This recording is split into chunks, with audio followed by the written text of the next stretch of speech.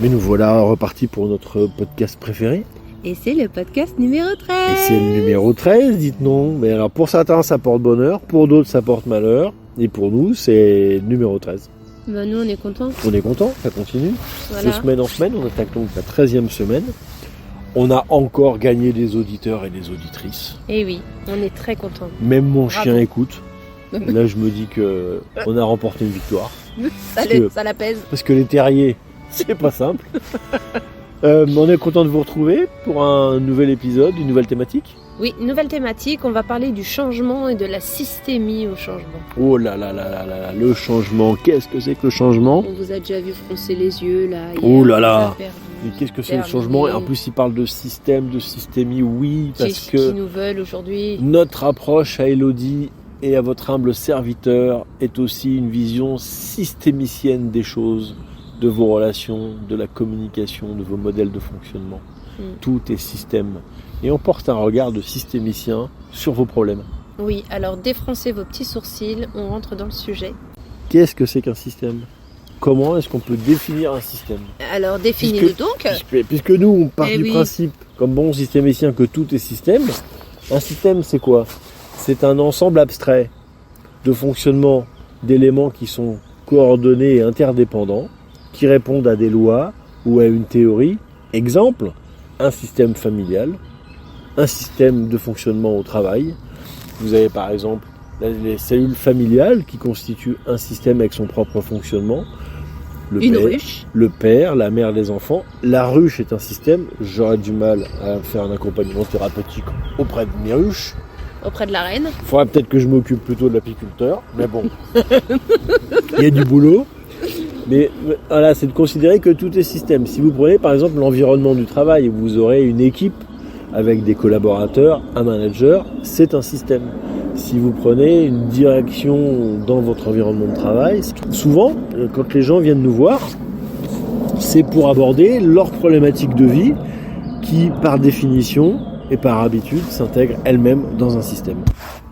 Donc dans notre approche systémique, donc, notre souhait, c'est d'aborder les gens d'une façon un petit peu différente, mais non seulement dans leur niveau et leur représentation individuelle, mais aussi dans leur compréhension globale, dans leur système d'interaction globale. C'est-à-dire que quand, par exemple, je reçois un adolescent qui rencontre des problèmes d'adolescent, que souhaite voir ses parents régler, je ne m'intéresse pas uniquement à l'adolescent, mais je m'intéresse aussi à la relation de l'adolescent dans la fratrie s'il y en a une, à la relation avec son père et sa mère, avec son père et avec sa mère.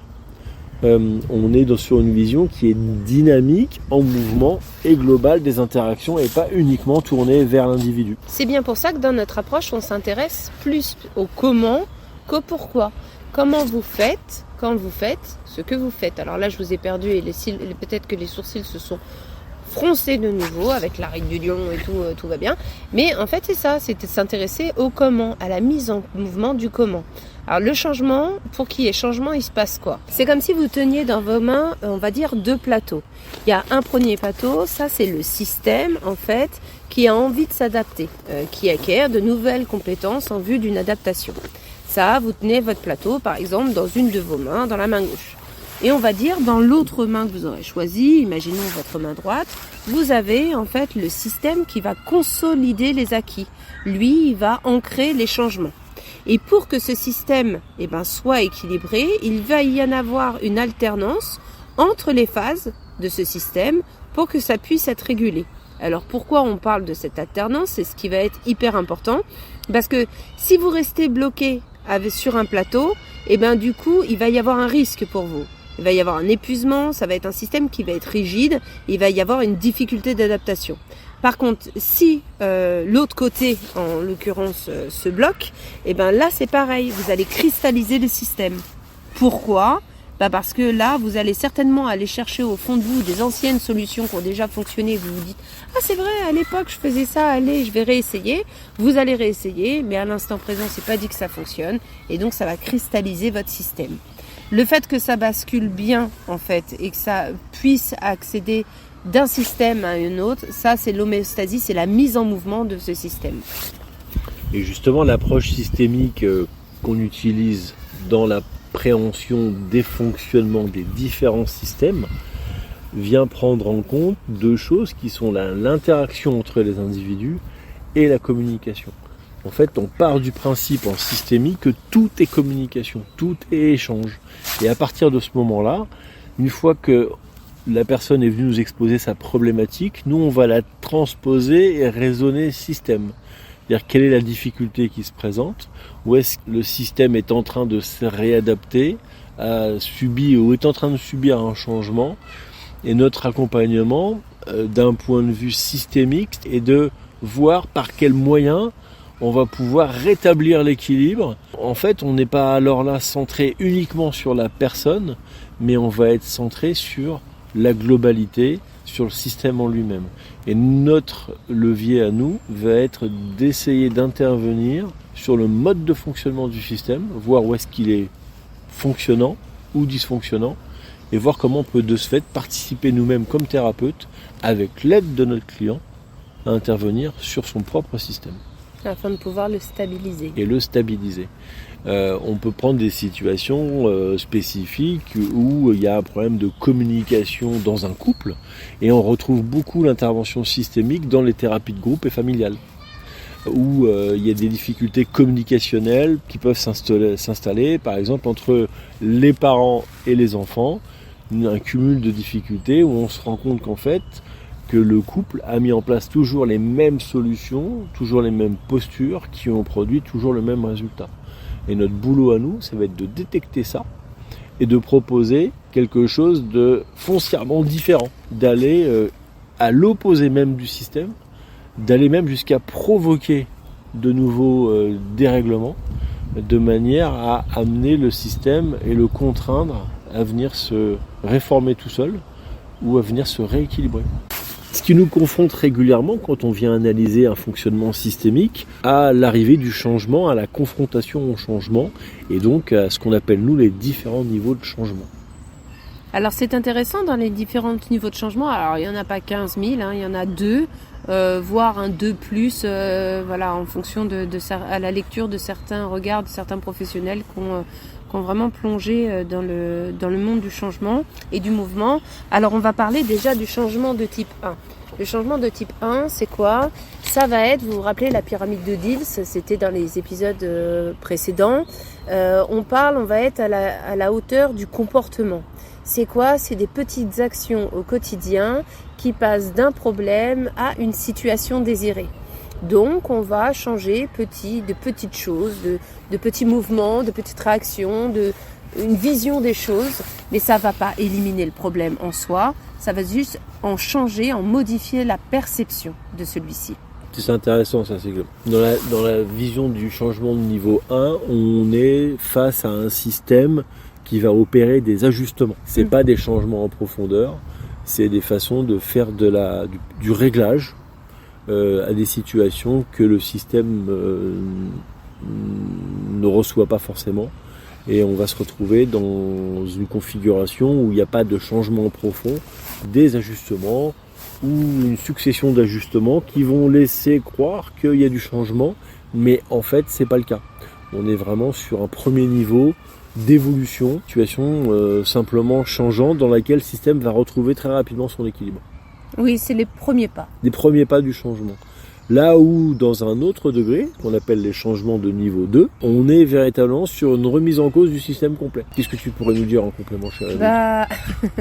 Je pourrais vous dire qu'on est on va modifier en fait notre structure, on va modifier notre système de représentation. C'est-à-dire que là, on va modifier la perception que l'on a des problèmes. Et là, c'est ce qui est intéressant et on s'axe avec Eric.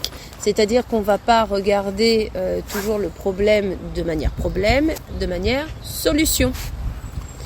Et ça change tout.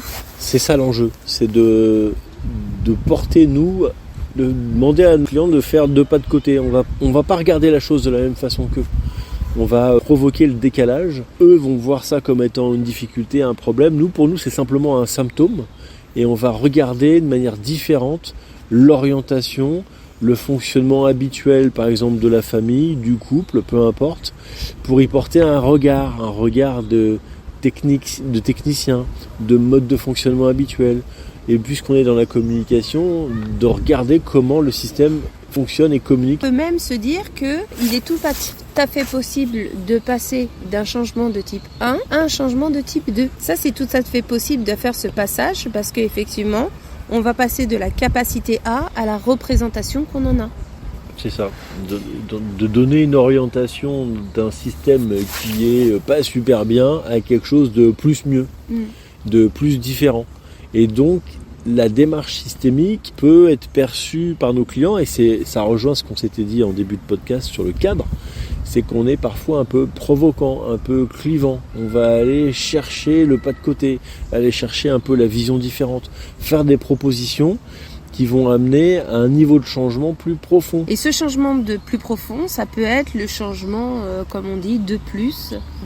Voilà, Alors ça, le méga changement. Le méga changement, ça c'est un changement, ça va vous rappeler les niveaux logiques, donc ceux de Reynaldo Perón et de Yaradoumit Nafal. Ces changements-là, ils ont été visualisés par eux, et là on va avoir un changement complet du cadre de référence et du système de croyance. Alors là, quand je vous dis système de croyance, vous pensez toujours à la pyramide, au niveau logique dont on a parlé et où on montait les niveaux logiques. Et là, on n'arrive plus sur les capacités, mais on arrive sur le système de croyance, ce qui va complètement redessiner en fait notre pyramide. Et c'est là, dans ces configurations-là que s'opèrent donc les plus grands changements. Et notre regard, nous, va se porter sur, pour accompagner ça, sur la façon dont les choses se déroulent de manière incongrue, de détecter le paradoxe, d'appuyer là-dessus pour démontrer que si ça ne satisfait pas, c'est parce que le système fonctionne toujours de la même façon. Et l'idée, c'est d'aller détecter un peu le programme habituel pour essayer d'y intégrer dedans un programme non officiel, non habituel. Et c'est pour ça que c'est important de déterminer, de fixer le cadre de l'approche systémique pour accompagner jusqu'à ces plus gros niveaux de changement. Et donc justement, peut-être que vous qui nous écoutez avez peut-être décidé dans un moment de vos vies, de vos cycles de vie, de changer, de voir les choses, on le dira, en plus grand, en plus différent, mais au final, vous rendre compte que vous n'avez opéré que de petits ajustements, des petits changements, sans pour autant opérer le changement tel que vous l'aviez visé en grand, rêvé peut-être. Parce qu'on se rend compte souvent que les gens viennent nous voir et nous expliquent qu'ils ont opéré des changements, mais quand on les analyse, dans 80% des cas, les changements indiqués sont des simples ajustements. 80% des situations sont des ajustements de vie, des changements, mais pas des bouleversements et pas des révolutions. Alors les bouleversements et les révolutions, vous allez pouvoir peut-être les observer. Si on prend, alors ça sera l'idée d'un prochain podcast qui sera peut-être sur le modèle d'Hudson, et vous verrez qu'en fait on partait de la théorie que tous les grands changements arrivaient tous les 7 à 10 ans. Alors c'est quoi un grand changement ? C'est vraiment, vous allez changer de carrière, vous allez changer de mode de vie, vous allez changer, c'est vraiment quelque chose qui va changer votre structure des niveaux logiques.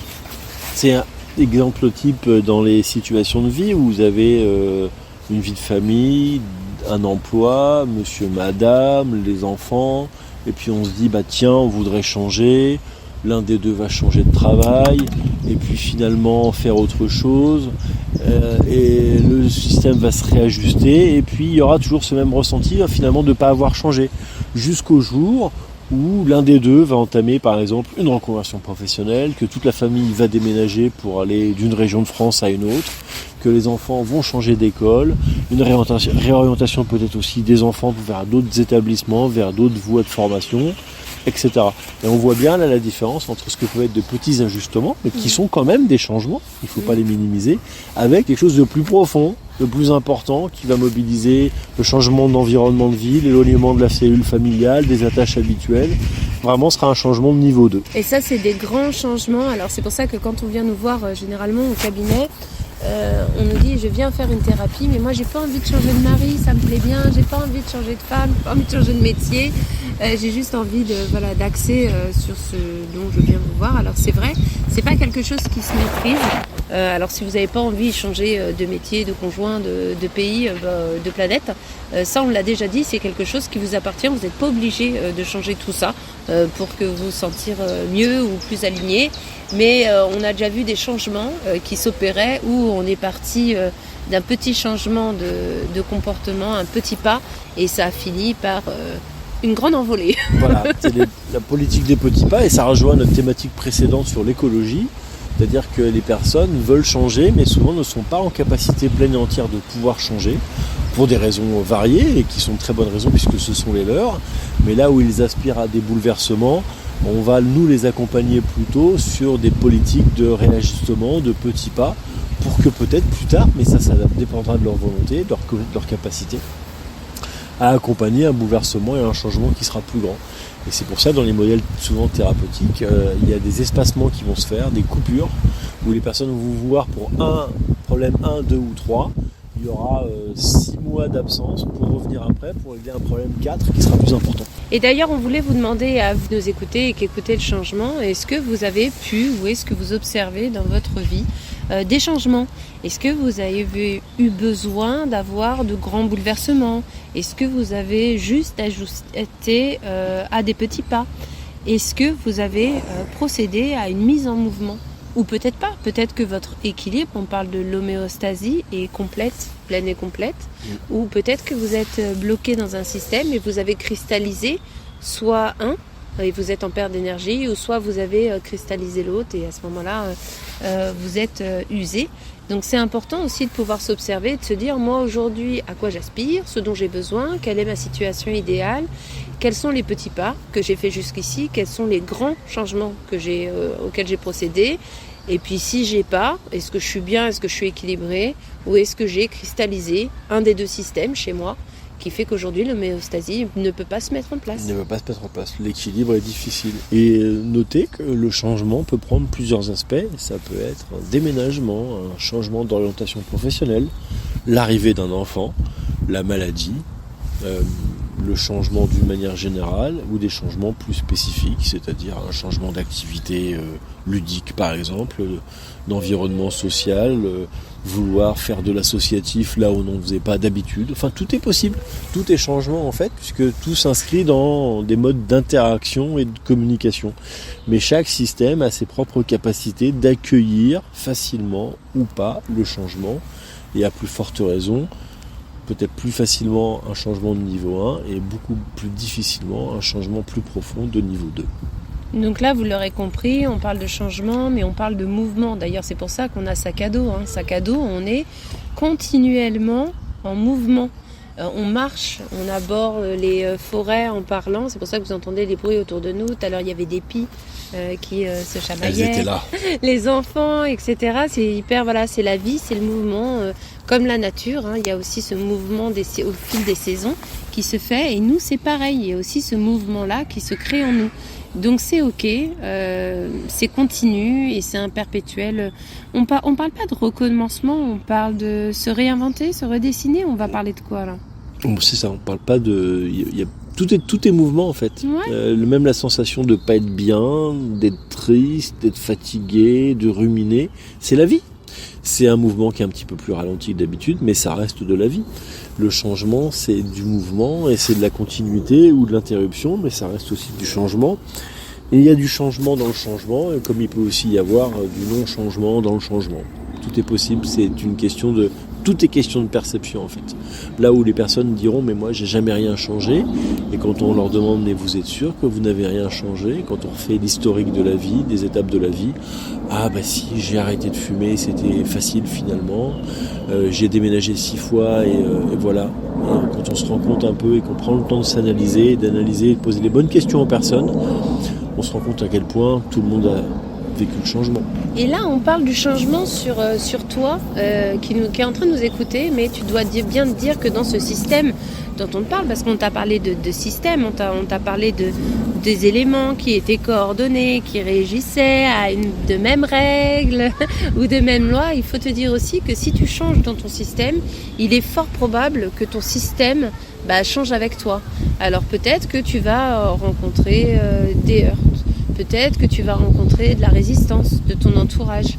Mais en fait, l'idée là, dans la thérapie, c'est aussi que le changement que tu décides d'opérer, peu importe en fait sa grandeur, qu'ils puissent être accompagnés pour que tu puisses avoir un équilibre, un alignement qui se passe et que tu puisses effectuer ce changement sereinement.